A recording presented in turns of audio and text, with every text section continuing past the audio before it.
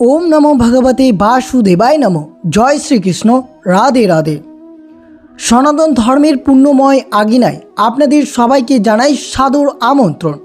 বন্ধুরা, আজ পালিত হয়েছে শ্রী শ্রী পরমা একাদশী ব্রত পালন।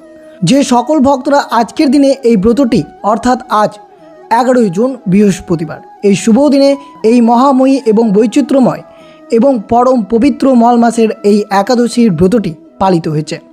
হিন্দু শাস্ত্রে এমন একটি একাদশীর কথা বলা হয়েছে যা সাধারণ একাদশীর মতো মাসে দুবার আসে না। এটি আসে দীর্ঘ 3 বছর অপেক্ষার পর পরম পবিত্র মল মাস বা পুরুষোত্তম মাসে।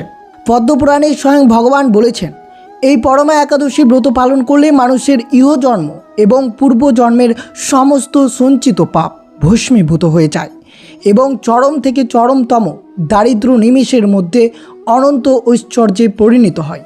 শুধু তাই নয়, স্বয়ং ধনরাজ কুবেরও এই ব্রতের পুণ্য বলেই মহাদেবের কৃপায় তার বিপুল সম্পদ লাভ করেছিলেন। আজ আমরা শুনব প্রাচীন কাম্পিল্য নগরীর এক অত্যন্ত দরিদ্র ব্রাহ্মণ দম্পতির জীবনে এক অশ্রুজল কাহিনী, যে কাহিনীটি পরমা একাদশীর ব্রতকথা নামে পরিচিত। কিভাবে ছেঁড়া কাপড় আর অনাহারে দিন কাটানো এক দম্পতি ভাঙা কুড়ে ঘর রাতারাতি এক বিশাল রাজপ্রাসাদে পরিণত হয়েছিল। শাস্ত্র বলেছে, ভগবানের পুণ্যকথা অর্ধেক শুনে ছেড়ে যাওয়া মহাপাপ। তাই নিজের সংসারে অভাব মেটাতে এবং শ্রীহরির অনন্ত কৃপা লাভ করতে এই চমৎকার পরমা একাদশীর ব্রতকথাটি আজ শেষ পর্যন্ত অত্যন্ত ভক্তি ভরে শ্রবণ করুন। মূল গল্পের প্রবেশের আগে অবশ্যই আপনারা যদি এই চ্যানেলে নতুন হয়ে থাকেন তাহলে দয়া করে চ্যানেলটিকে সাবস্ক্রাইব করে দিতে ভুলবেন না। ভগবানের শ্রীহরির চরণে আপনার ভক্তি ও বিশ্বাস উজাড় করে দিয়ে কমেন্ট বক্সে একবার অবশ্যই জয় শ্রীকৃষ্ণের জয় লিখে দিতে ভুলবেন না এবং ভিডিওটি আপনার আত্মীয় বা ভক্তদের সাথে অবশ্যই শেয়ার করবেন, যাতে অবশ্যই তারাও এই চমৎকারময়ী এবং তাদের জীবনের সম্পূর্ণ চরম দুর্দশা দূর করতে এই পরমা একাদশীর ব্রতকথাটি শ্রবণ করা অত্যন্ত দরকার। আজ 11 জুন বৃহস্পতিবার পালিত হয়েছে শ্রী শ্রী পরমা একাদশীর ব্রত পালন।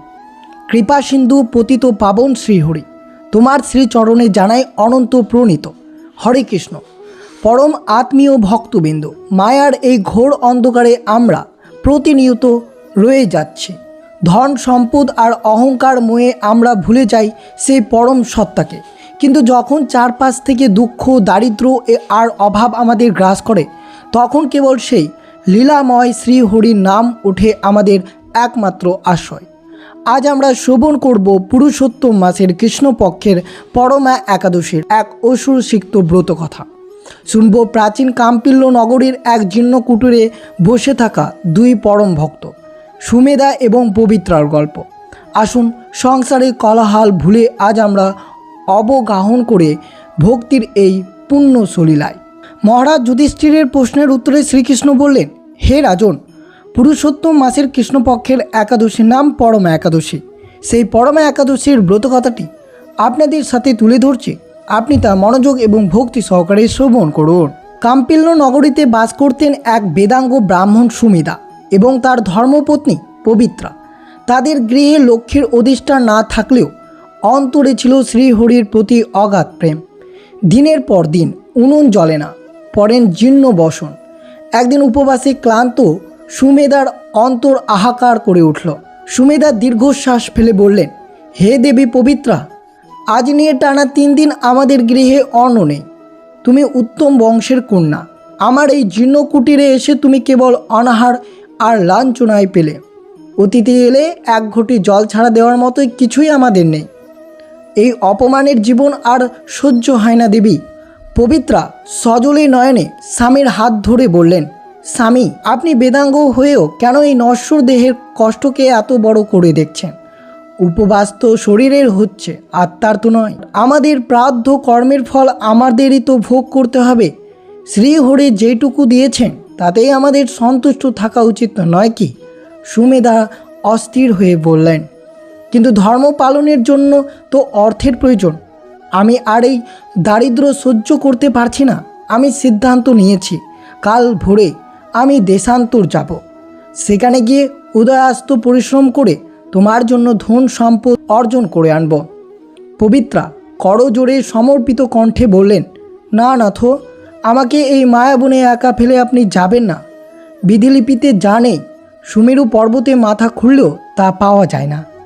আপনি যদি বিদেশে গিয়ে রিক্ত হস্তে ফেরেন, তার চেয়ে আসুন আমরা আমাদের এই জীর্ণ কুটির থেকে সেই পরম দয়ালু শ্রীহরির ডাক দিই। তিনি যদি কৃপা করেন তবে এই ধূলিকণাও স্বর্ণে পরিণত হবে। তার চরণে মতি স্থির রাখুন প্রভু। পত্নীর এই অমৃতময় কথায় সুমেধার হৃদয়ে অন্ধকার দূর হলো।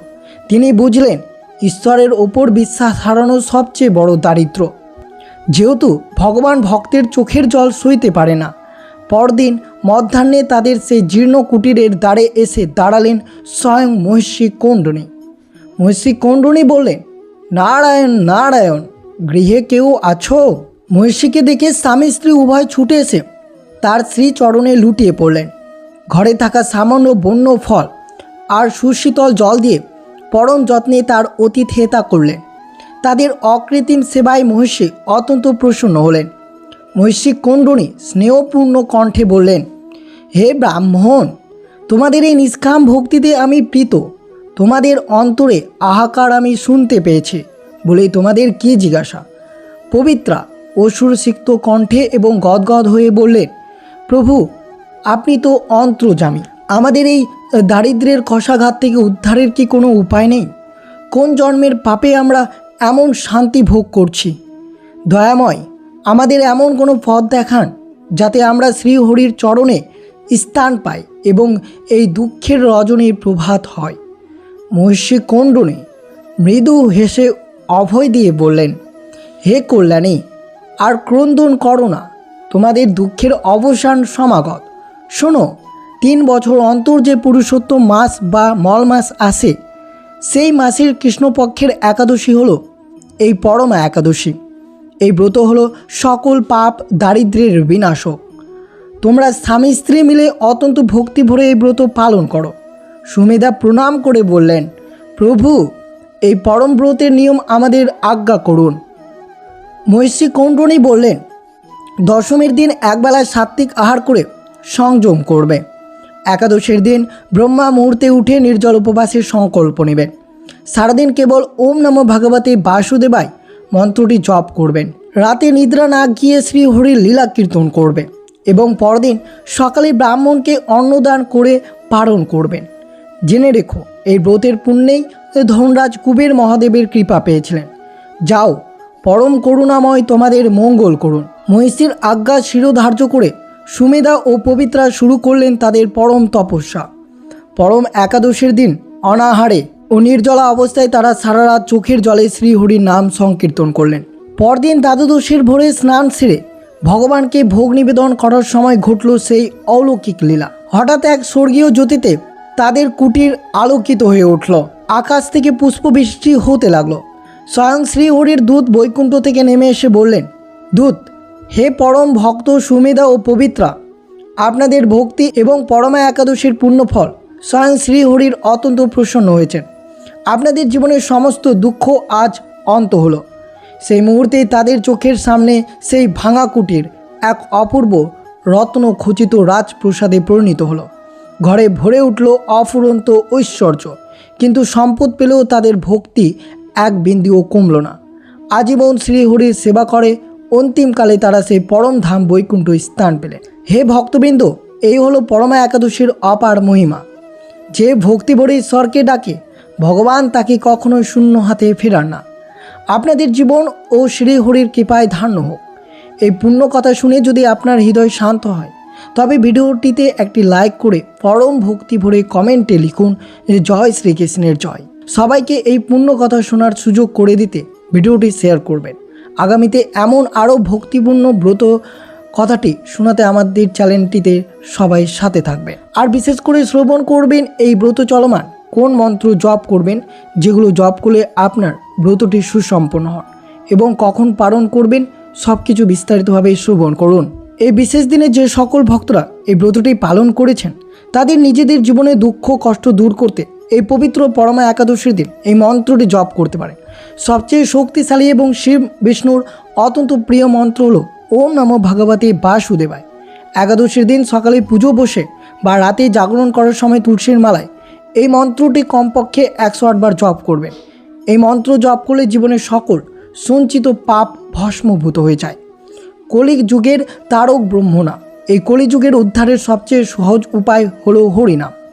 হরে কৃষ্ণ কৃষ্ণ কৃষ্ণ হরে হরে, হরে রাম রাম রাম হরে হরে।